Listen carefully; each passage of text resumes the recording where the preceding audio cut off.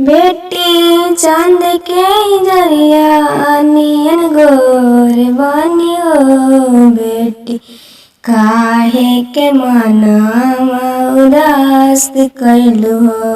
बेटी काहे के मनवा उदास कैलू।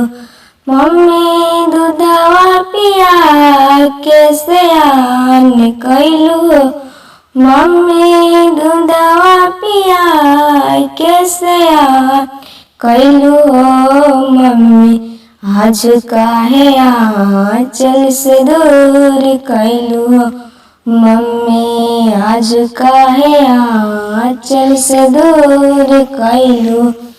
बेटी दुनिया के रीति रिवाज बानी हो। बेटी दुनिया के रीति रिवाज बानी हो। बेटी यही से आँचल से दूर कैलू। बेटी यही से आँचल से दूर कैलू। बेटी चांद के जरिया नियर गोर बारू हो। बेटी काहे के मनवा उदास कैलू।